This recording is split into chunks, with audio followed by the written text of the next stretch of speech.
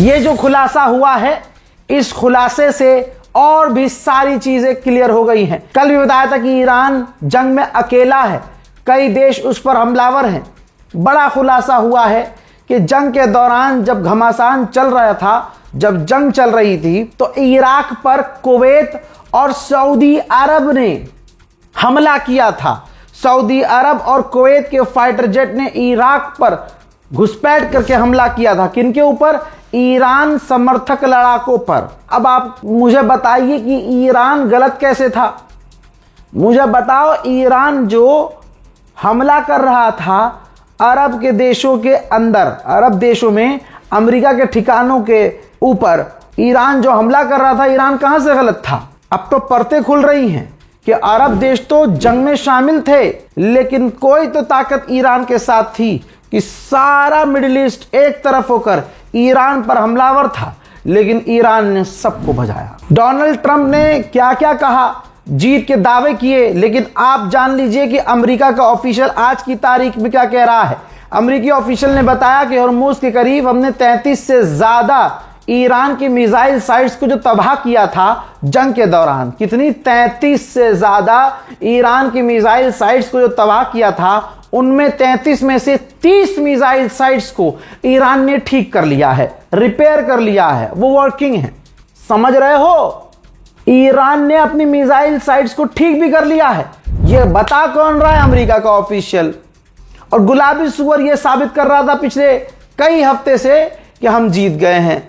कद्दू जीते हैं। ईरान इंटरनल सिक्योरिटी पर कोई भी रिस्क नहीं ले रहा है।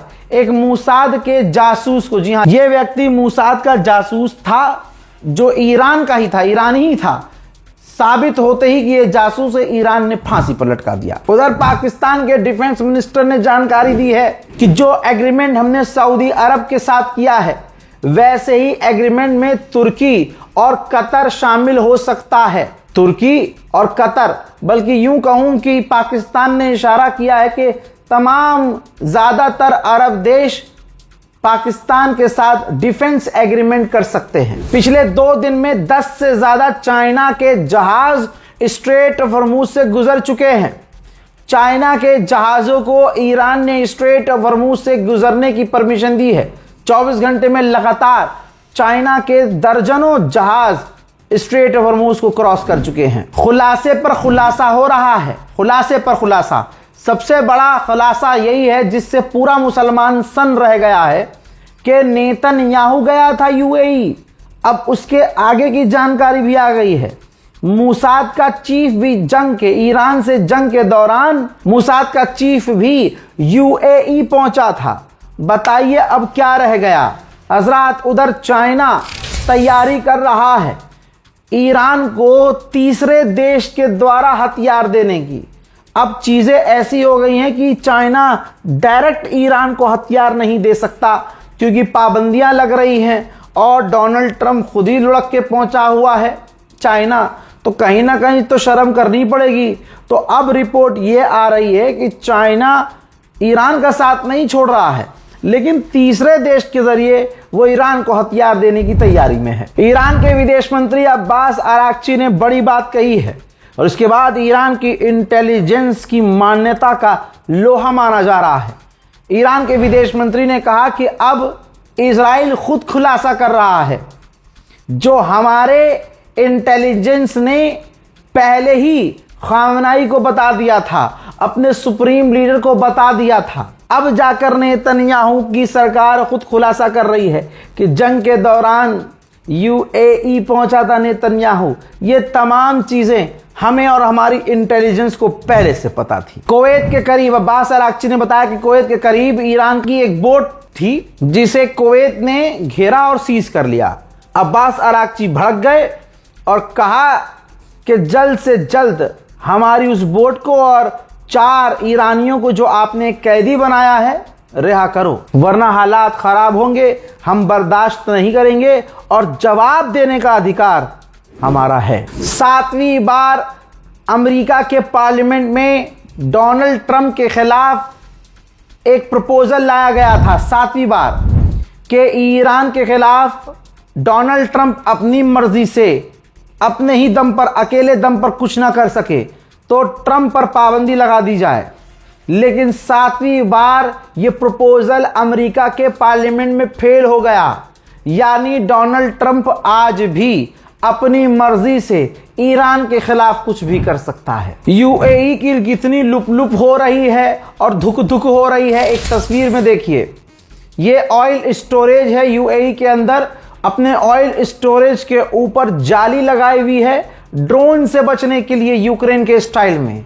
यूएई पूरी तरह से डरा हुआ है। लेबनान की सरकार का हरामी और घटियापन देखिए।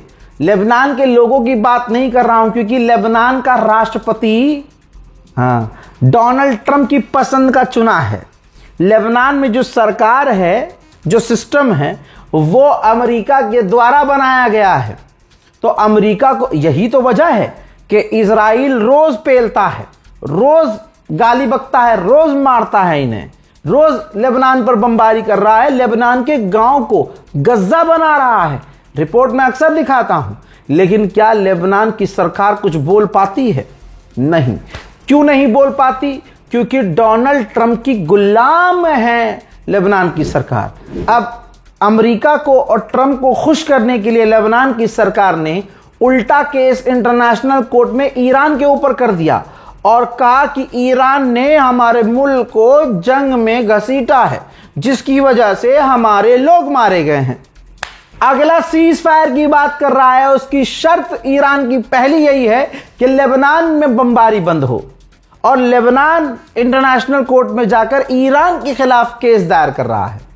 तो चीजें आपको समझ में आनी चाहिए। अमेरिका ने कहा कि हमने 67 ईरान के जहाजों को वापस भेजा है और 2 जहाजों पर हमने वार्निंग शॉट्स भी फायर किए थे। अमेरिका के वाइस प्रेसिडेंट ने कंफर्म किया है कि हम ईरान से डील को लेकर, डील जो होने वाली है या हो रही है, उस पर हम प्रोग्रेस कर रहे हैं, काम कर रहे हैं। हजरात, ये सैटेलाइट इमेज जारी की है ईरान ने, सबूत दिया है।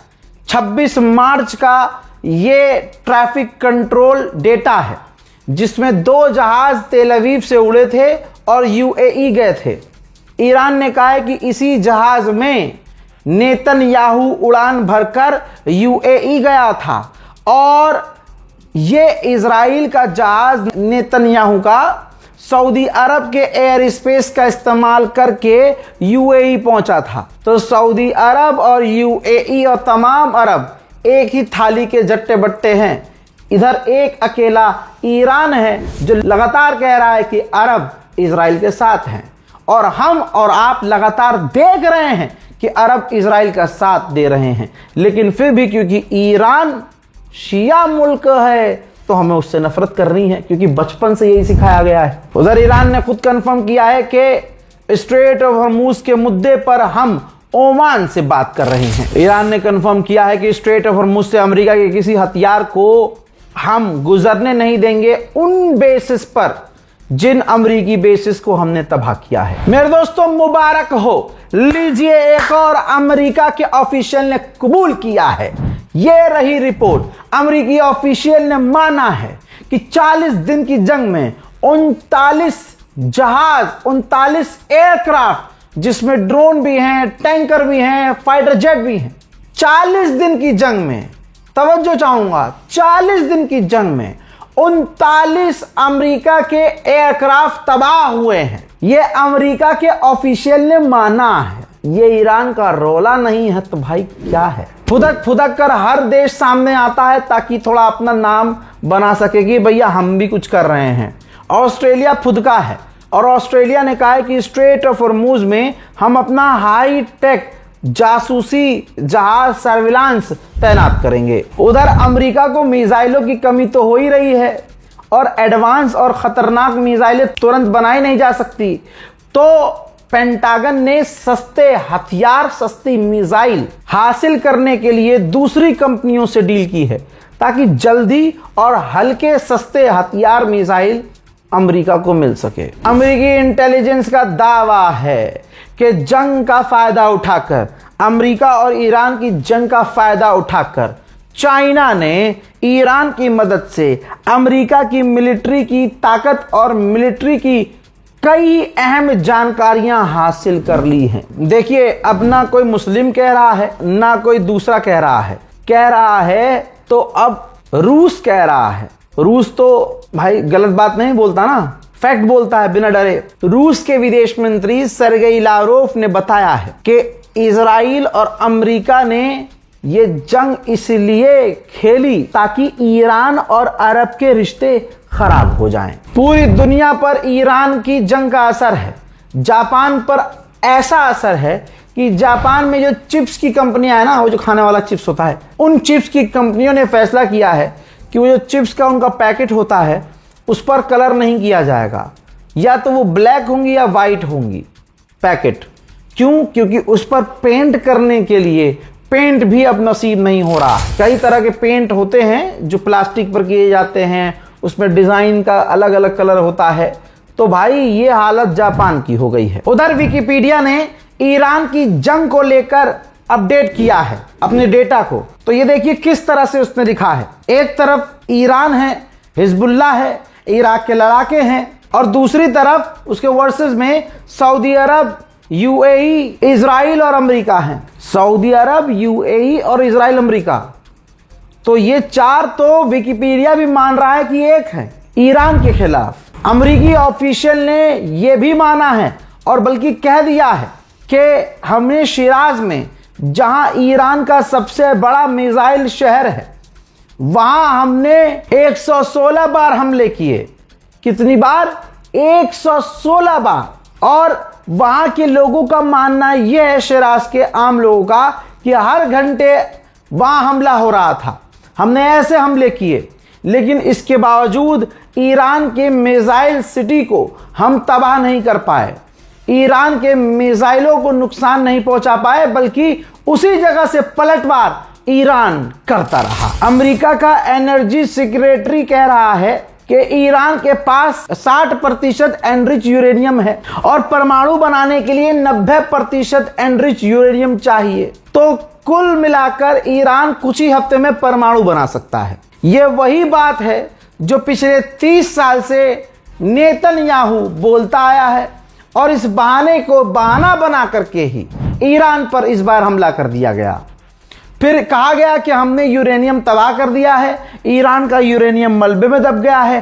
ट्रंप का वो बयान आज भी मुझे याद है कि ट्रंप ने कहा था कि ईरान का यूरेनियम हमने इतना अंदर दबा दिया है कि उसको खुद ईरान नहीं निकाल सकता। अमेरिका से, यानी हमसे, ईरान कह रहा है कि आप आइए और यूरेनियम निकाल लीजिए। और अब यही जो है फलाना फटी के कह रहे हैं, बक नहीं सकता हूं वरना यहां पर होता है फटी, तो फलाना फटी के कह रहे हैं अब कि नहीं, ईरान परमाणु बना सकता है क्योंकि उसके पास यूरेनियम है। तो कुल मिला के जो 40 दिन तुमने ऐलान किया कि हम जीत गए हैं, ये हो गया, वो कहां गधे के पिछवाड़े में गया। उधर ईरान ने स्ट्रेट ऑफ हॉर्मुज से वियतनाम के एक जहाज को निकलने की परमिशन दी है। उधर लेबनान पर इजराइल के हमले जारी हैं। आप जरा सोचिए, ये जो हमला आप दिखाने वाला हूं लेबनान पर जो इजराइल ने किया है, 8 लेबनीज मारे गए हैं, 8 लेबनीज लोग शहीद हुए हैं। लेकिन याद रखिएगा इस वीडियो को देखते हुए कि इसके बावजूद लेबनान की सरकार ने ईरान पर केस किया है। इजराइल पर केस करने का चूतड़ों में दम नहीं है, उल्टा ईरान पर केस किया है। लेबनान पर इजराइल के खतरनाक हमले, 8 लोगों की मौत, बड़ी तबाही। देखिए يا إمام علي فيش أفطار ولا هون؟ يا إمام علي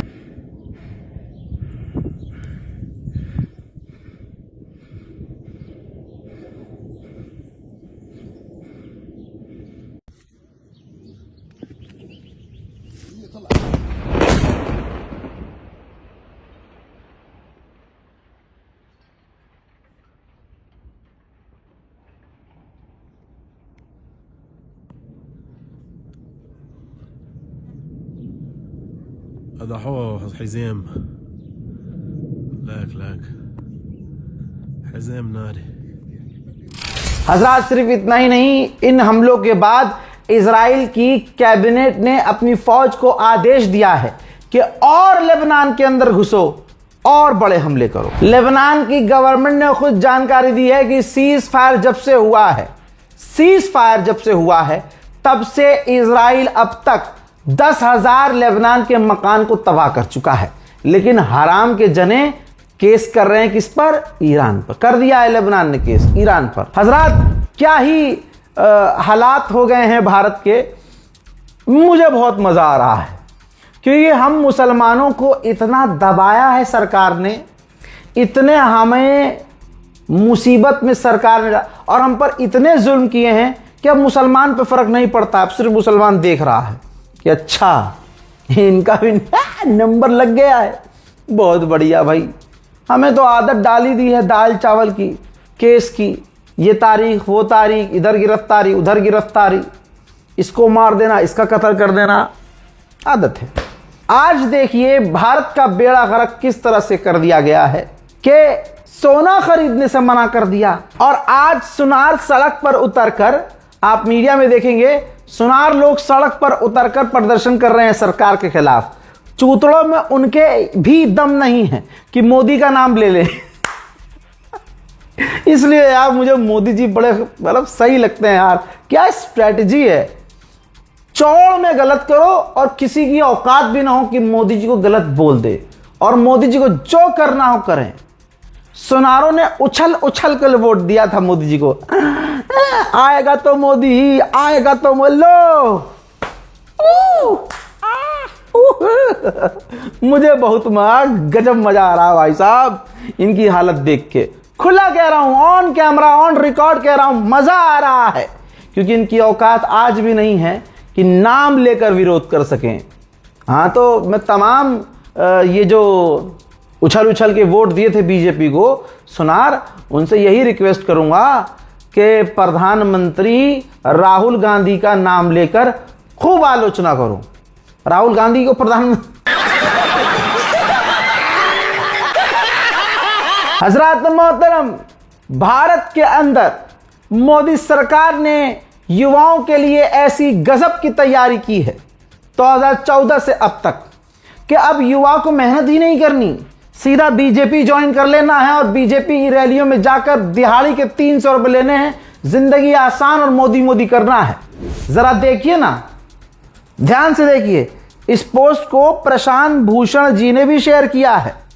भाई 10 सालों में 79 पेपर लीक हुए हैं, 48 रीटेस्ट लिए गए हैं, पूरा एग्जाम सिस्टम मोदी जी की सरकार में अकेला एग्जाम सिस्टम तरक्की किया है। क्योंकि सबकी जो एग्जाम सिस्टम में काम करते हैं सबकी तो तनख्वाह हमेशा पूरी आई है, लेकिन जो युवा हैं उनकी जिंदगी झंड हुई है। एग्जाम लीक हो गया, पेपर लीक हो गया। खान सर ने कहा है ना, 10 रुपए का डायपर लीक नहीं करता, लेकिन यहां बड़े बड़े एग्जाम लीक हो जाते हैं। मोदी जी इल्जाम कांग्रेस पर लगाते थे और आज चोर खुद नजर आ रहे हैं। भाई अगर एक आदमी चोरी नहीं रुकवा पा रहा है, रोज चोरी हो रही है, तो लॉजिकली यही बात आवाम कहेगी ना कि यार यही आदमी मिला हुआ है, इसका मतलब चोर से मिला हुआ है ये, तभी ये चोरी नहीं रुकवा पा रहा है। लेकिन हम ये नहीं बोल सकते। और मैं खुश हूं कि ठीक है, मोदी जी राजा हैं इस देश के, और जो ये नीट की तैयारी किए हैं, जिनका पेपर लीक हुआ, रो रहे हैं, इनके माँ बाप मोदी मोदी तो करते थे। हाँ समझो, इनके ही माँ बाप तो मोदी जी का बटन दबाए थे जाकर, आएगा तो मोदी जी चाहिए, मोदी जी। तो अब लो, बच्चों का भविष्य है। हजरात, तकलीफ वाली बात तो है ही। जो बच्चे जबरदस्त तैयारी कर रहे थे, जैसे ये एक बच्ची है, बता रही है कि पूरी रात पढ़ती हूं, सुबह 4 बजे सोती हूं, फिर 9 बजे उठकर फिर पढ़ती हूं, ये कहकर नीट की तैयारी करने वाली ये बहन जो है फपक कर रो दी। और सोचिए, इतनी मेहनत करने के बाद मोदी जी का सिस्टम पेपर लीक नहीं रुकवा पाया। तैयारी करने में हम लोग कोचिंग अटेंड करते हैं, यहाँ पे 6 घंटे का पूरा क्लास चलता है। फिर हम घर जाते हैं, घर जाके खाना खाने के बाद हम घंटा नहीं देखते कि हम कितने घंटे पढ़ रहे हैं। जब तक हमारा टॉपिक पूरा नहीं हो जाता है तब तक हम पढ़ते रहते हैं। मैं अपना बता रही हूँ, मैं अभी बहुत ज़्यादा मेरा मतलब ड्रॉप रहा है, तो मैं अभी पूरी रात नहीं सोती हूँ, मैं 4 बजे सोती हूँ। मैं 4 बजे सोती हूँ और फिर सुबह 10 बजे या फिर 9 बजे उठ जाती हूँ। फिर उसके बाद से पढ़ती हूँ कि हाँ बैकलॉग्स है, उसे कंप्लीट करना है। अब भावुक हो रही है। हाँ, क्योंकि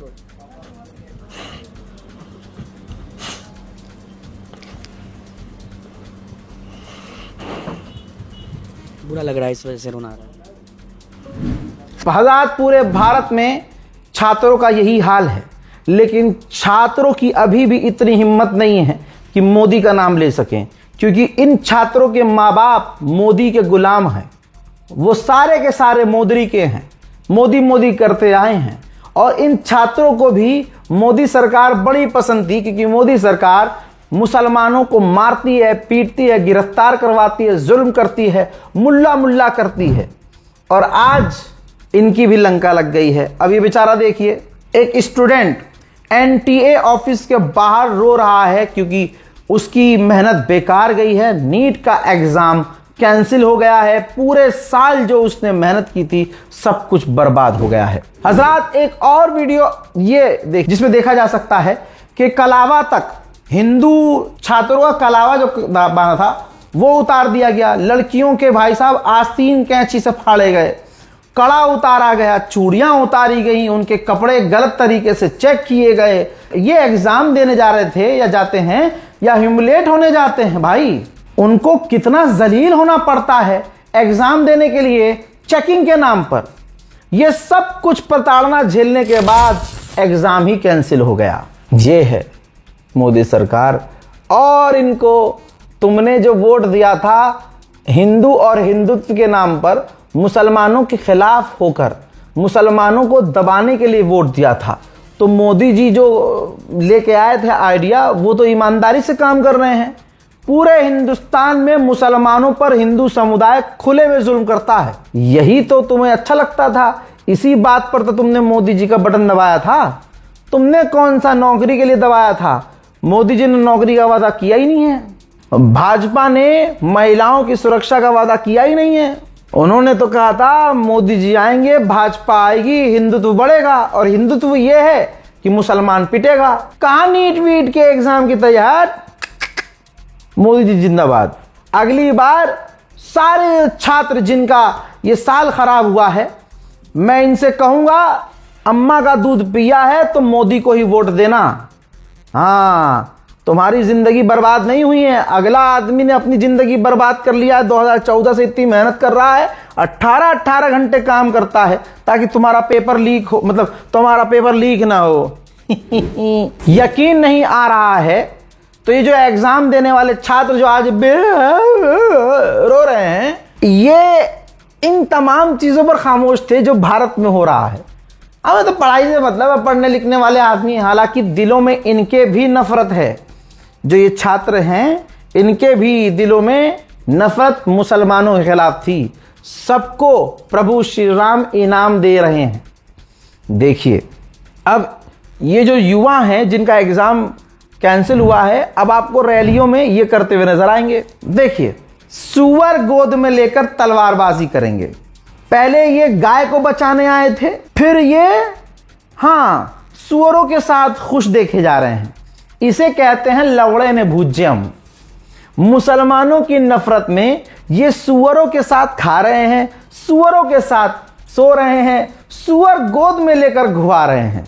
अरे मुसलमानों से ऐसी नफरत कि तुम खुद सुअर चाटने लगो, इससे अच्छी बात क्या होगी। अब जो ये छात्र हैं जो मोदी के गुलाम थे, इनमें आज भी मोदी भक्त तुम्हें ऐसे मिलेंगे जो मोदी का नाम नहीं लेंगे कि भाई मोदी जी की जिम्मेदारी थोड़ी है यार पेपर करवाना, वो तो प्रधानमंत्री आदमी है यार। अमेरिका, जर्मनी, फ्रांस, ब्रिटेन, इन सबको डराने का मोदी का काम है। पाकिस्तान कैसे थर थर रोता है, हैं? ये अलग बात है कि पाकिस्तान के आंसू कहीं और से बहते हैं मोदी का नाम सुन के, समझे?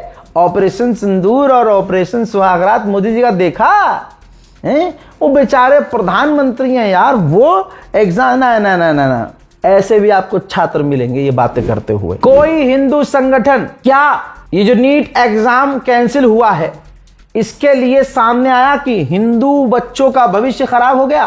क्या दक्ष, नचनिया चौधरी, क्या लंगड़ा त्यागी आया है सामने? अपने आप को डॉक्टर लिखने वाला नाजायज आया सामने इन हिंदू भाइयों के लिए, हिंदू भाइयों के लिए कि हम लड़ेंगे, हम सरकार से सवाल करेंगे। ये हिंदू भाइयों को खुद सोचना चाहिए। ये हिंदुत्व की लड़ाई नहीं है। जब हिंदू बच्चा कामयाब नहीं होगा, जब हिंदू बच्चा पढ़ लिख नहीं पाएगा, डॉक्टर, इंजीनियर, आईएएस, आईपीएस नहीं बन पाएगा, डॉक्टर नहीं बन पाएगा, सिर्फ नीट की बात नहीं, तमाम एग्जाम ऐसे तो लीक होंगे, तो हिंदू बच्चों का होगा क्या? लेकिन क्या ये हिंदू संगठन, कोई भी हिंदू संगठन आगे आया है इस मामले पर? पीछे से मोदी जी डंडा करेंगे और मुंह से बाहर निकालेंगे, कबाब बन जाएगा इनका। इसलिए इनको जो काम दिया गया है बीजेपी के द्वारा, सिर्फ ये वही हिंदू मुसलमान करते हैं। असलियत देखिए इनकी, जरा इस पोस्ट को देखिए। बोलता हिंदुस्तान का सोर्स है, पूरा इनका वीडियो है। भाई आरएसएस के महासचिव दत्ताश्रेय होसबाले ने कहा है कि हमें पाकिस्तान से बातचीत के लिए हमेशा तैयार रहना चाहिए। ये आरएसएस कह रहा है कि पाकिस्तान से बातचीत करने के लिए तैयार रहना चाहिए। सोचिए, ये बात अगर कोई दूसरी पार्टी, कांग्रेस कह देती, अरे कांग्रेस को मारो गोली, अगर एमआईएम कह देता, आप सोच नहीं सकते, भारत के मुसलमानों को गद्दार, आतंकवादी घोषित कर दिया जाता। अब इनकी अम्मा ने इनको दूध नहीं पिलाया है, इसलिए सच नहीं बोल पाते हैं।